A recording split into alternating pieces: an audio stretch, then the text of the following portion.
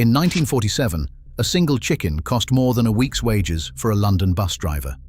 Roast chicken was Sunday best food, the kind of meal you saved for christenings and Christmas. Yet somehow our grandmothers fed families of 6 on one bird for 4 days straight, and nobody went hungry. Here's the twist. The tricks they used weren't poverty cooking, they were genius. Number 14 on this list is something Michelin chefs in Mayfair charge £40 a plate for now. Number 3 was so effective the supermarkets quietly stopped selling the cut you need for it because it was too cheap. Hit subscribe before we start, because once you see what your nan was doing with a 6-shilling chicken, you'll never look at the Tesco poultry aisle the same way again. Let's count down 25 secret British chicken hacks that slash your meat bill by 90%. Number 25. The whole bird buy. Your nan never bought chicken breasts, not once. She walked into the butcher's, pointed at a whole bird hanging in the window, and walked out paying about a third of what those plastic-wrapped fillets cost per pound. A whole chicken in 1962 was around 3 shillings 6 pence. The same weight in breast meat alone was nearly 3 times that.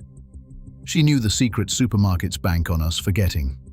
A whole chicken gives you breast, thigh, drumstick, wing, carcass, and fat, all for one price. Today, a whole bird at Sainsbury's is around £4.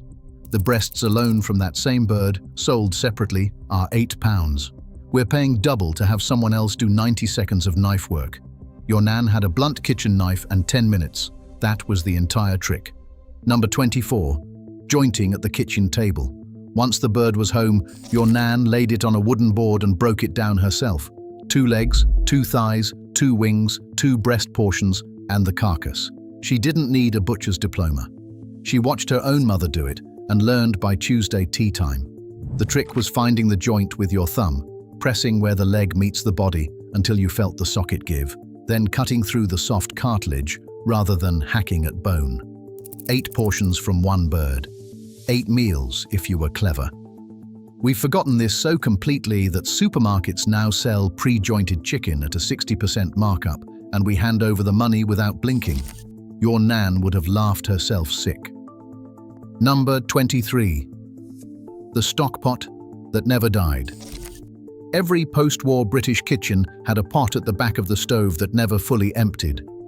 Your nan would drop the stripped carcass straight in, cover it with cold water, add an onion skin, a carrot top, a bay leaf, and let it bubble away while she did the washing. By tea time there was 2 pints of golden chicken stock that would have cost a shilling at the grocer's. She used it for soup, gravy, risotto, mashing into potatoes, cooking rice. 1 carcass made stock for the whole week.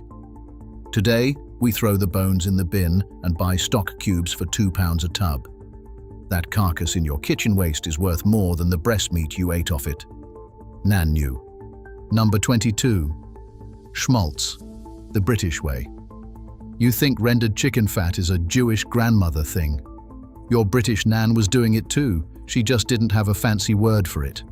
When she roasted the bird, she'd tip the tray and pour the clear yellow fat into a small jar, leaving the meat juices for gravy.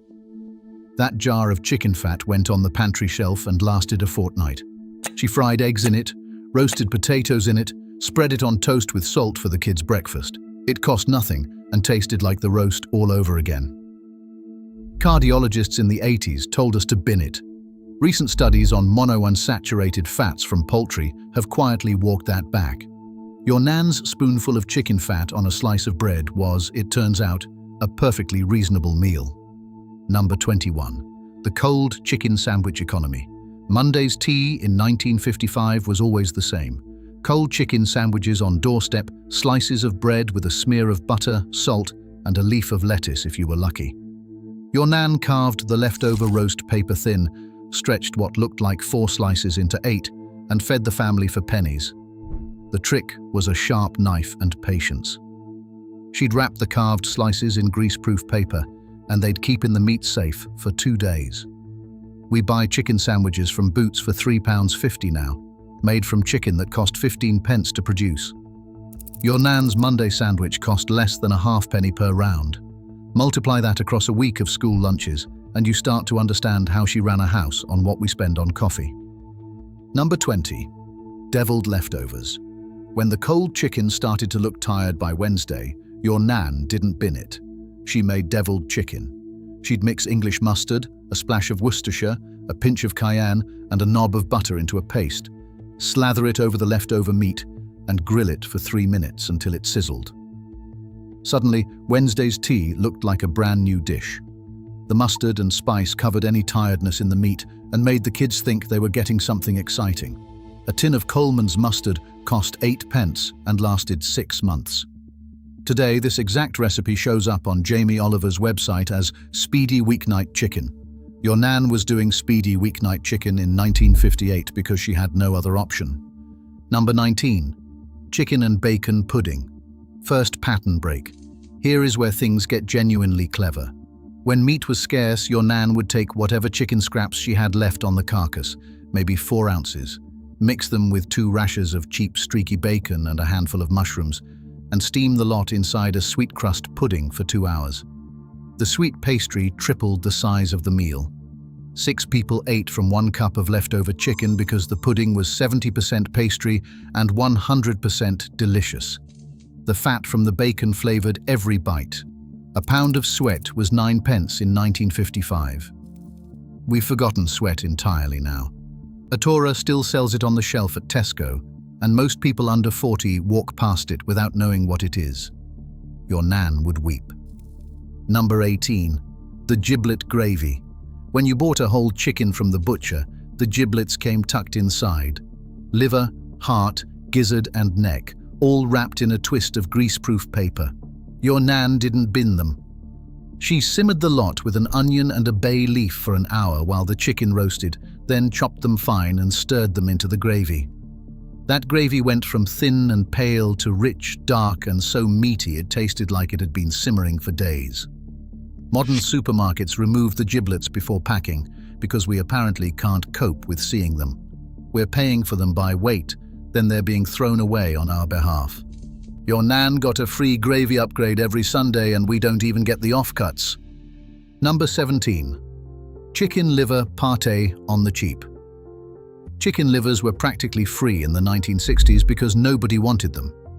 Your nan would buy half a pound for 3 pence, fry them in butter with onions and a slosh of brandy from the medicinal bottle in the sideboard, then mash the lot through a sieve.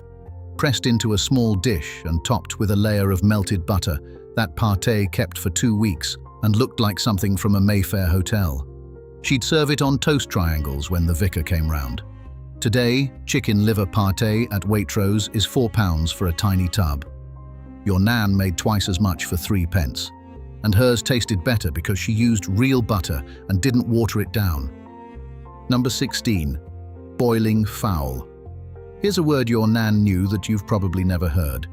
A boiling fowl was an old laying hen that had stopped producing eggs.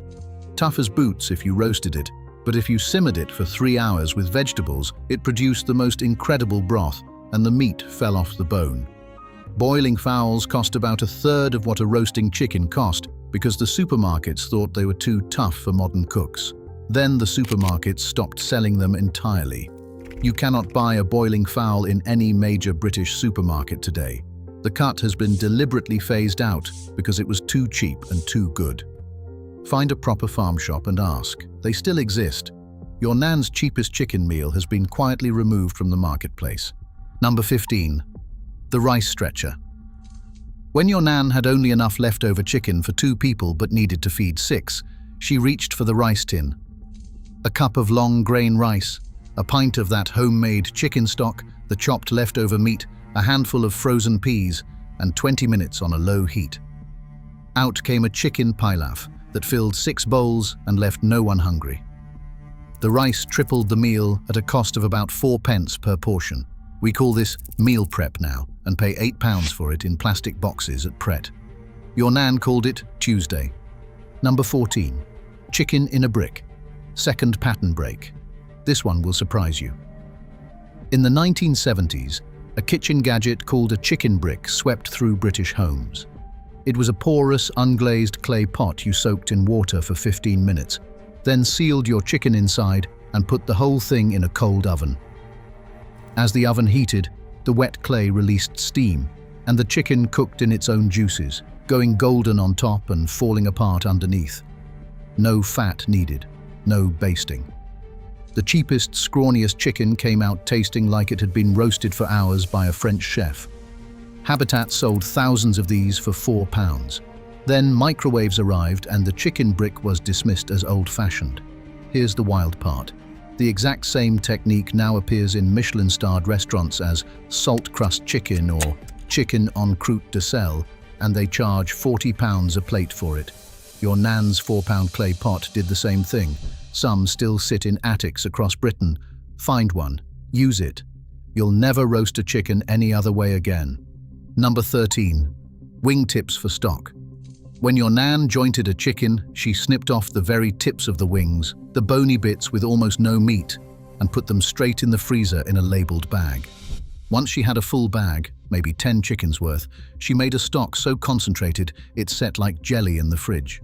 That gelatine-rich stock was the secret to gravies that coated the back of a spoon. Modern supermarket stock is thin because the chicken bones are sold separately for dog food. Your nan's gravy was glossy, rich, and free. Wingtips today are still binned by butchers if you don't ask. Ask. They'll give you a bag for nothing. Number 12. Chicken paste sandwiches. Shiphams made a fortune in the 1960s selling little glass pots of chicken paste, and your nan looked at them and laughed because she'd been making it at home for years. She'd take the last scraps of chicken from the carcass, the bits too small to sandwich, mince them with butter, a dash of mace, and a pinch of salt, and mash the lot to a smooth paste. Spread on bread, it filled a packed lunch tin perfectly. A jar of Shiphams cost 11p. Your nan's homemade version cost nothing because she'd already paid for the chicken on Sunday. Heinz hired psychologists to make us feel that homemade pastes were old-fashioned. They weren't. They were better. Number 11. The two-bird trick. When your nan could afford it, maybe once a month, she bought 2 chickens at the butcher's at a discount and roasted them together. Same oven, same fuel, double the food. One bird went on the table Sunday. The other was carved cold and stored in the meat safe for the rest of the week's sandwiches, soups, pies, and stews. The fuel cost was identical. Gas in 1958 wasn't cheap, and running the oven for 2 hours was a real expense. Cooking 2 birds at once halved the per-meal energy cost. Your nan was doing batch cooking before anyone invented the phrase. Number 10. Chicken and dumplings. Here's where Suet returns.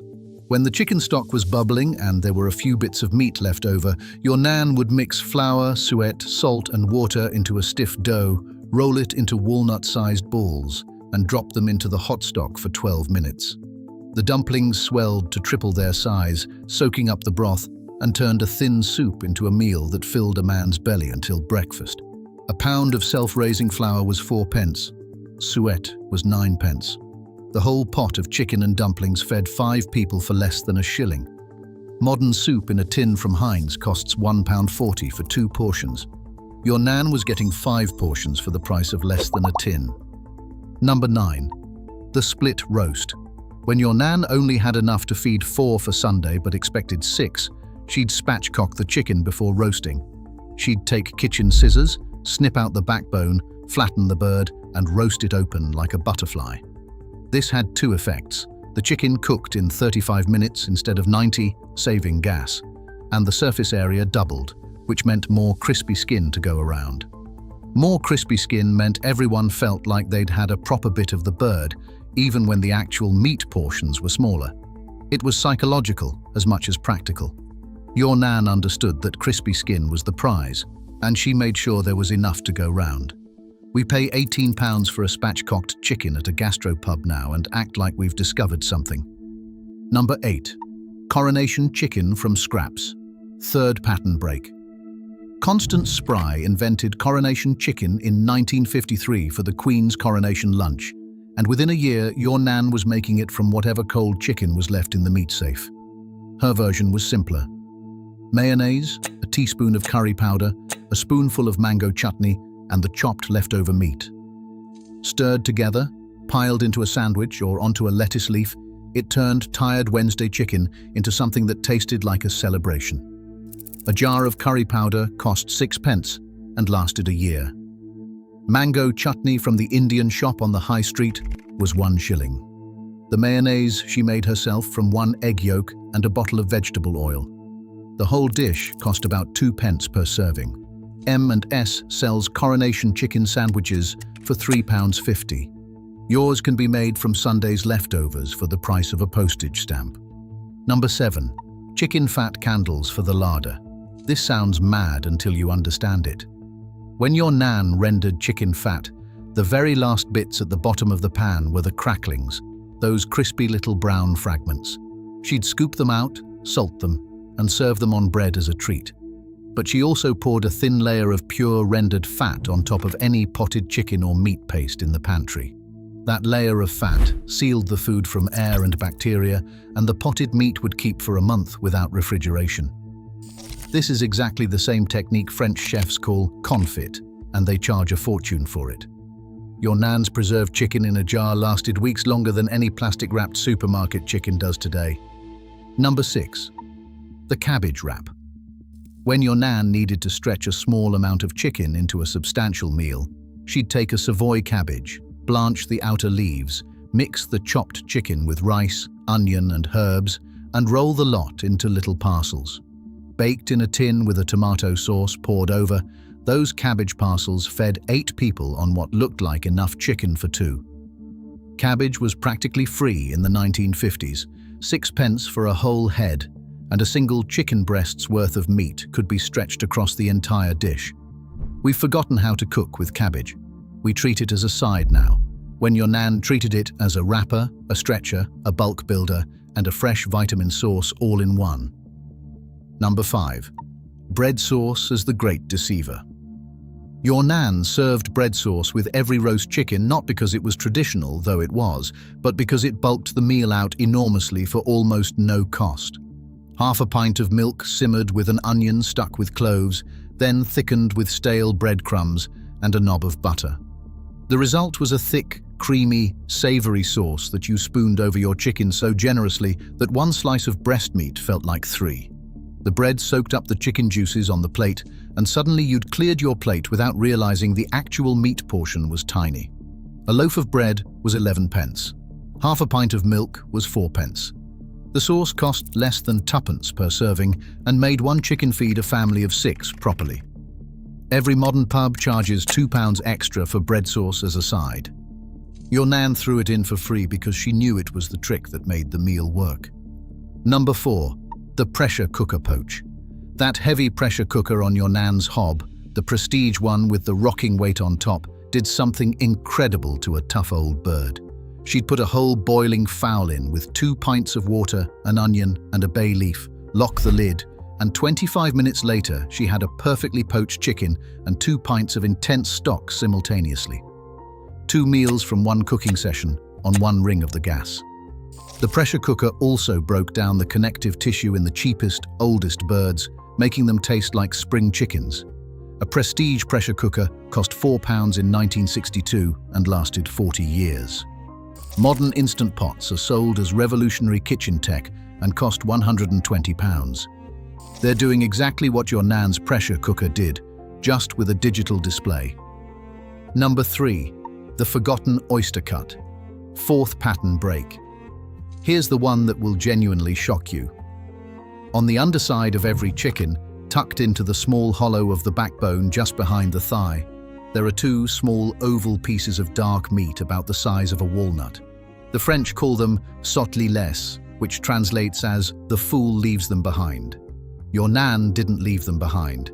She knew exactly where to find them, dug them out with a teaspoon, and saved them for herself as the cook's reward. They are the most tender, flavorful pieces of meat on the entire bird. Here's the wild part. Modern supermarket processing machinery cannot reach these pieces, so they're either left attached to the carcass and binned, or sold separately to high-end restaurants as a delicacy at £45 a kilo. The supermarkets quietly stopped selling whole chickens with the oysters intact in some lines because it was too cheap to access them. If you buy a proper whole bird from a butcher and dig those 2 pieces out, you're eating restaurant food for nothing. Number 2. The 5-day plan. Your nan didn't just buy 1 chicken and eat it for 1 meal. She had a system. Sunday was roast chicken with all the trimmings. Monday was cold chicken sandwiches. Tuesday was chicken and rice or chicken curry from the leftover meat. Wednesday was chicken soup from the carcass stock with the last few shreds of meat. Thursday was bread sauce on toast with the last of the gravy. One bird, 5 meals, 6 people fed every day. The total cost worked out to about 4 pence per person per meal in 1958 money, which translates to roughly 30 pence today. We spend £3 on a Tesco meal deal for one lunch. Your nan was feeding a family of 6 all week for less than the cost of one of our sandwiches. The maths is brutal. The skills are completely recoverable. You just need to commit to the system instead of treating each meal as a separate shopping trip. Number 1. The carcass broth that healed. And finally, in first place, the chicken broth your nan made from the picked clean carcass on day 5 was the single most valuable thing in her whole kitchen. After the meat was gone, she'd put the bones, skin, any leftover gristle, an onion, a carrot, a stick of celery, a bay leaf, and a teaspoon of cider vinegar into a big pot. Cover it with cold water and simmer it for 4 hours. The vinegar was the secret. It pulled minerals out of the bones into the liquid, turning the broth into something almost medicinal. She gave it to children with colds, to husbands with hangovers, to mothers in labor, to grandfathers in bed. It was rich in collagen, gelatin, and a deep, almost beefy chicken flavor that no shop-bought stock can ever match. 2 pints of broth from a carcass that would otherwise have been thrown away. That broth was the foundation of soups, gravies, risottos, sauces, and braises for the entire next week. Bone broth is now sold in trendy London cafes for £6 a cup as a wellness drink. Your nan made gallons of it for free every single week and never thought of it as anything special. It was just what you did when you had a chicken carcass and a brain in your head. The total cost of this broth, accounting for the vinegar and the vegetables, was about a halfpenny. The total nutritional and flavor value was incalculable. Every drop was used. Nothing was wasted. 5 days of meals had now become 6, all from one bird that cost 3 and 6. So that's the system. 25 hacks, 1 chicken, an entire week of food for what you currently spend on a single supermarket sandwich. Try just one this week. Buy a whole bird, joint it yourself, and make stock from the carcass.